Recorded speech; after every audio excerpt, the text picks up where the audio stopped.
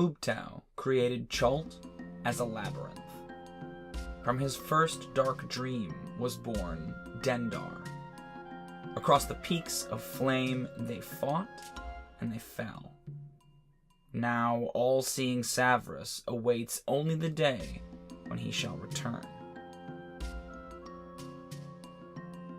Perhaps he has returned.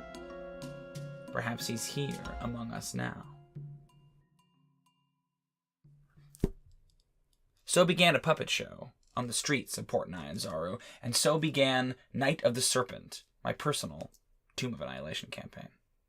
Welcome to Previously On, a campaign recap show. I'll hopefully be posting about once a week, but that could be more or less frequently depending on how often I get to play. I'll try to keep the videos short, under 10 minutes is my goal, with this video possibly as an exception. So I wanted to run Tomb of Annihilation, but first I sent out a questionnaire to my players to see what kind of campaign they wanted to play, and the one thing that they all agreed upon is they weren't really interested in dungeon crawling. So for anyone who's played Tomb of Annihilation, you know, kind of a problem. But they liked wilderness exploration, and they liked roleplay, and they liked horror and madness, and a lot of those things are present in the game because Tomb of Annihilation culminates in this huge punishing mega dungeon. I just felt like that wasn't really a great reward for the end of the game. That's the one thing they weren't really interested in. So I wanted to basically run a remodeled version of Tomb of Annihilation, focusing on Chult and focusing on the exploration aspects and not so much the dungeon crawling ones. We're about 7 sessions into the campaign right now, so in this video I'll try to give a general summary of what's happening in the game, who the players are, and maybe even give a little insight into the kinds of changes I've made to the original module. Oh, and spoilers, of course, for Tomb of Annihilation if you were planning on playing it. A plague of nightmares has fallen across Port Nyanzaru, and indeed across all of Chult. Gruesome dreams preying on each person's individual fears and phobias. Night after night, the visions only worsen, and soon the citizens of Port Nyanzaru slog sleeplessly through the streets. Among those afflicted are 3 mismatched heroes, our player characters, who, for the purposes of this video, I will be referring to only by their first initial.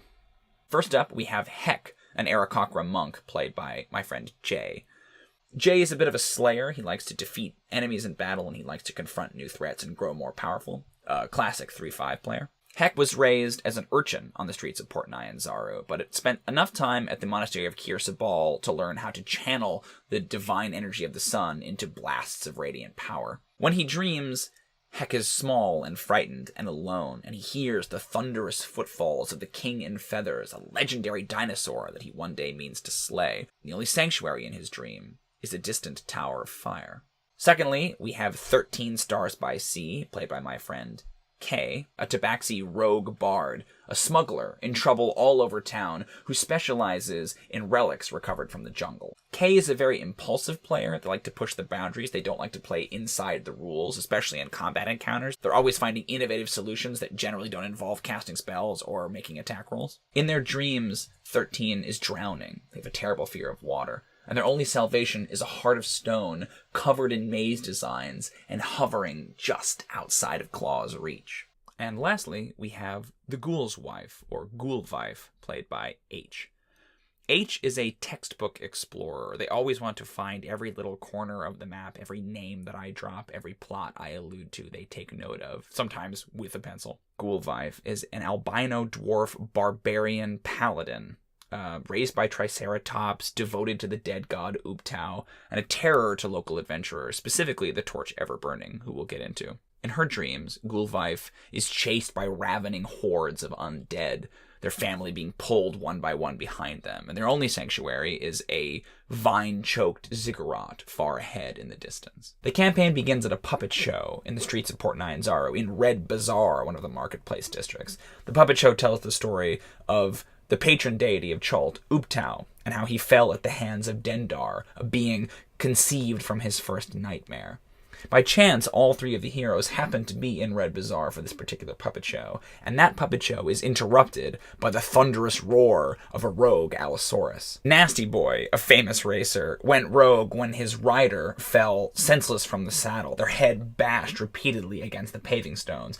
Nasty Boy went on a rampage through the bazaar, smashing stalls and chasing away the citizenry. The 3 heroes leapt into action to rescue the citizens. Both the dwarf and the aarakokra worked together to slay the beast, while the tabaxi managed managed to shepherd most of the children who were watching the puppet show to safety. Once Nasty Boy fell, the characters were immediately named the heroes of Red Bazaar, and over the next few days would attract the attention of the high and mighty of Port Nyanzaru. They were approached by not one, but two of the merchant princes, the city's squabbling rulers, both of whom were attempting to mount an expedition into the jungles of Chult and wanted to hire the heroes of Red Bazaar out from under their rivals.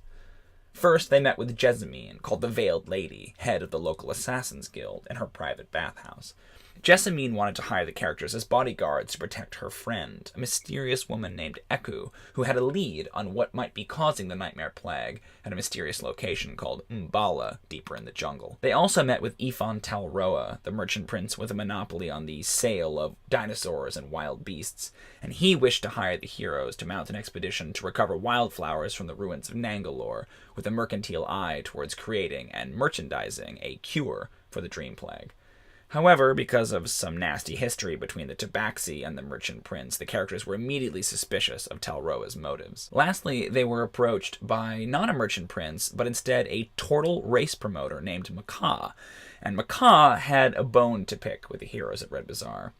You see, Macaw owned Nasty Boy and held the heroes responsible for his death.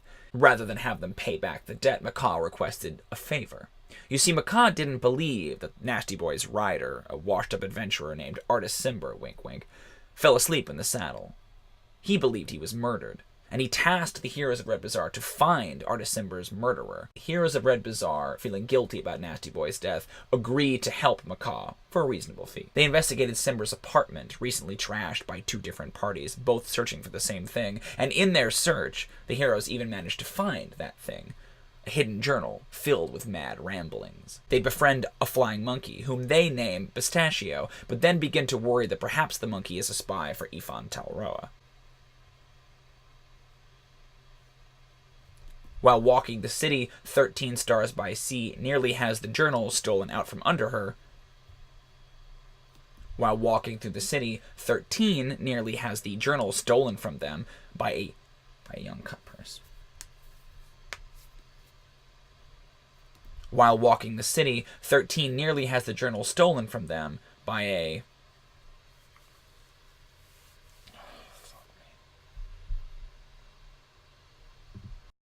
Over the next several days, our sleepless heroes explore the city. They first search Cimber's apartment and discover that it has recently been trashed by two different parties. One of them, representatives of a local adventurers guild called the Torch Ever Burning, more on them later, and the other a pair of black-clad assassins, one male and one female. While they search the apartment, they notice a couple of details: that Cimber used to work for the Torch Ever Burning, that he'd been washed up for some time, and that he'd hidden a journal behind a portrait of his ex-wife, a woman by the name of Alessandra Otamu. 13 Stars by Sea took possession of the journal. That'll be important later. They also befriended a flying monkey and named him Pistachio, but then began to fear that perhaps Pistachio was a spy for Ifan Talroa. While exploring the city, 13 nearly has their pocket picked by a young street urchin, and when they question the urchin, they learn that the urchin was put up to it by a man dressed all in black. They manage to track this man down an alleyway, but then, at the last moment, the man disappears, seemingly by magic, and in fact escapes down a drain pipe.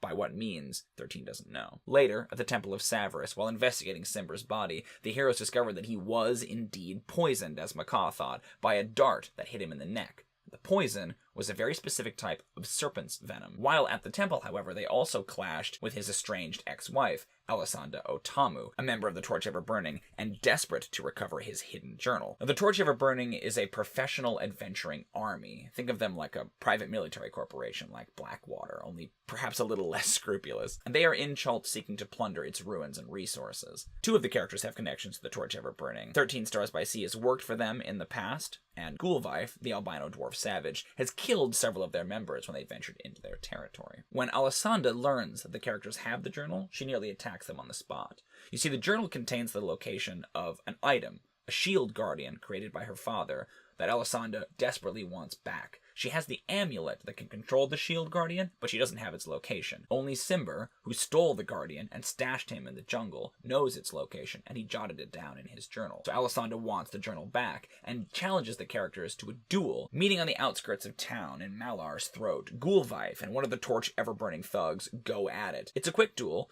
but Gûlwyf manages to pull ahead and defeat the elven blade dancer that she was paired against. The characters are free to ask Alessandra whatever questions they want. They get her drunk at the Thundering Lizard Tavern and begin to question her about why is this so important and what's the deal with the Shield Guardian. On a whim, Hek pickpockets the amulet off of Alessandra, but as soon as she discovers it the next morning, pressures the party into giving it back. Time constraints force the party to essentially abandon their hunt for Cimber's murderer and instead throw in their lot with the Veiled Lady and Eku.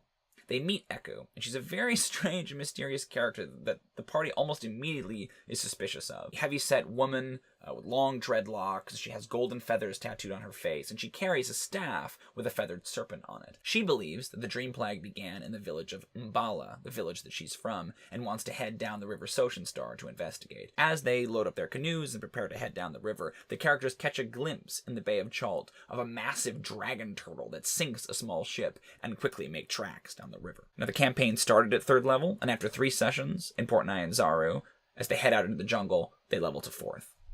For 6 days, they follow the sluggish river Star. Gûlwyf rows with her prodigious strength. Hek flies overhead, scouting the oncoming terrain. Eku stays in the back, steering and guiding. 13, with their fear of water, sits miserably in the center of the boat and pores over Cimber's journal. The journal is puzzling because it details a trip that Cimber took months ago deep into the heart of the jungle to some unknown ruin location. But the further into the journal one reads, the madder and crazier it becomes. It has a very sort of Heart of Darkness, Annihilation kind of vibe, that it's a lot of strange dream imagery, it's a lot of weird surrealism, and the characters are pretty sure that the journal has something to do with the Dream Plague, or the origins of the Dream Plague. Perhaps Cimber is responsible, perhaps he did something deep in the jungle that started this whole mess. On the 3rd day, they're followed by a clutch of Aldani, strange lobster folk that don't attack, but instead, when the characters make camp, present them with gifts, including a strange toy, a little maze-like ball that 13 becomes obsessed with. On the 5th day, they are menaced by a flock of evil psychic cranes that I wish I could say I was making up. But despite all the crane's attempts, the characters do not take the bait and row right past. Of most interest to our sleepless heroes, however, is their guide. There is something immediately unusual and inhuman about Eku. She appears to be something of a wise woman, a shamanistic figure who can cast healing spells and protection spells, but the more they watch her, the more they realize how inhuman she is. She doesn't eat, she doesn't drink, she doesn't seem to breathe.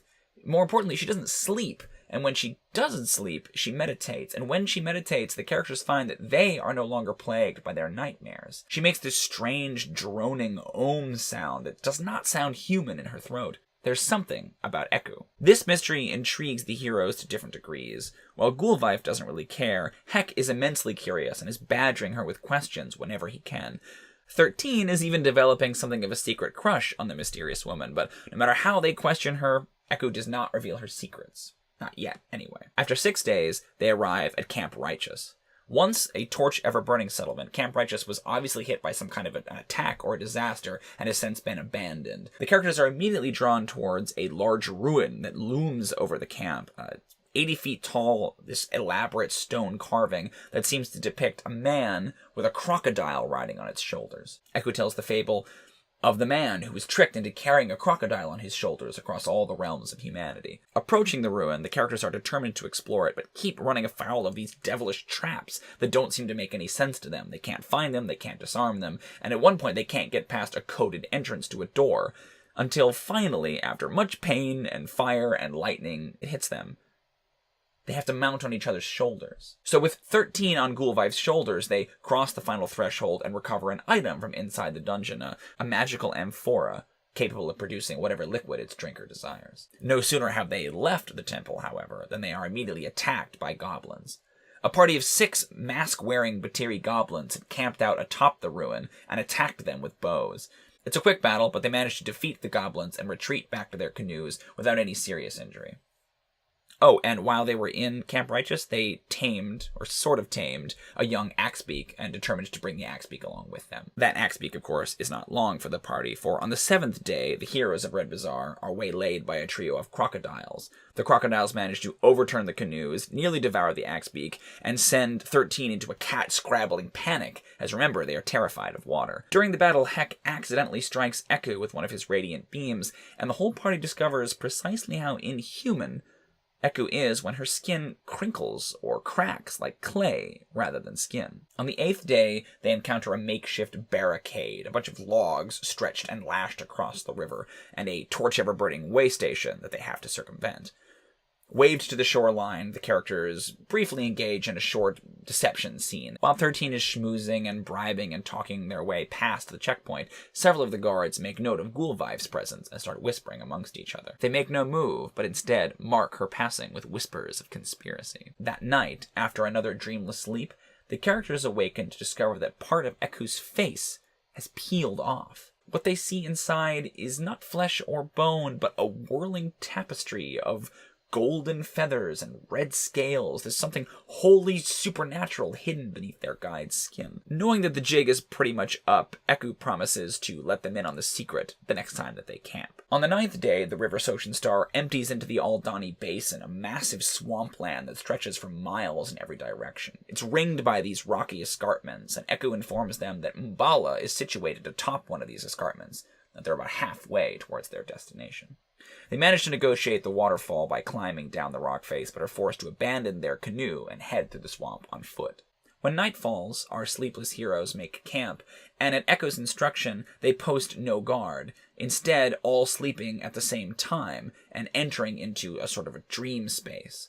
Once there, this strange extra-dimensional room, carpeted in feathers and scales, sort of the coils of a giant red dream serpent, Eku reveals her true form. She is a coatl, as I said, a dream serpent, a creature born from Ubtao's first dreams of his labyrinth. She is the last of her people, she tells them, all of the other coatls devoured by the rapacious Dendar, himself once a coatl at the beginning of time. She tells them how she fled into the dreams of the people of Mbala, until a new threat arose that pushed those people out of Mbala a couple decades ago. She talks about how she fled into the mind of the local shaman, a woman named Eku, and that over the years, living in exile in Port Nyanzaru, the two of them became one person, of a sense. Now that the dream plague has begun, Eku is convinced that the same threat that drove them out of Mbala 3 decades ago is the one that's spreading this sickness, this disease of nightmares across the land of Chult. That threat has a name, and that name is Nanny Poo-Poo. This, of course, sends the party into sniggers, but Eku doesn't understand. This is a terrifying enemy that must be confronted. While they dream together, however, fragments of other nightmares come to trouble the heroes of Red Bazaar. Ghoulish arms protrude through the scales and feathers and take hold of Gûlwyf. Great thunderous footsteps, the approach of the King in Feathers, frightens Hek, and fear clutches at his heart. When 13 is thrown from the dream entirely, they notice that there is something slithering inside their bag. When Hek awakens, he sees this too, and without thinking, blasts the bag with one of his radiant beams. However, this manages to slay the creature, but it also destroys the bag's entire contents, including the journal. 13 is scrambling over the pieces of paper, trying to put the journal back together, but Hek and Gûlwyf and Eku noticed that it was a snake that was slithering inside their bag, but once dead and destroyed by Hek's blast, it reverts back into its human form, blasted into pieces. Who was this strange interloper creeping into their camp? What did they want inside of 13's knapsack? How will the characters progress without the use of Simber's journal? On the 10th day, the heroes of Red Bazaar forge ahead as best they can, absent of Simber's helpful journal. Hek flies overhead to try to scout out the right plateau that they need, but it's still a long and painful slog through the mud and the slime and the insects. The next night, while camping, the characters are ambushed again. A squad of dark-clad soldiers throw a hood over Gûlwyf's head and attempt to drag her into the rushes. They manage to defeat this nighttime ambush and question one of the attackers, and discover that they are torch-ever-burning deserters. They have stripped themselves of their regalia and instead are attacking in the dead of night, trying to get revenge on the ghoul's wife, the White Ghost, who had murdered so many of their friends. As a warning to future attacks, Gûlwyf cuts off the heads of 2 of the slain and stakes them around their former campsite before they depart. Classic barbarian. On the 11th day, they slog deeper into the swamp. They pass herds of munching hadrosaur and flocks of dive-bombing pterodons and cross these grassy knolls that rise up here and there across the swamp. While crossing one of them, they discover it is not a hill, and is rather the shell of a giant snapping turtle. And as it swims away, the characters try to leap to safety one by one. Hek is untroubled. He simply flies across. Gûlwyf attempts to jump, falls short, hits the water. 13 doesn't want to make the jump, and so Eku grabs the tabaxi and attempts to toss them, but then they too fall short and splash into the water, and the snapping turtle moves to grab them. And that's where we stopped. That was our most recent adventure, episode 7. We'll be meeting again next week to play the next adventure, and we'll see whether 13 drowns, is made a meal of by a snapping turtle, or manages to escape.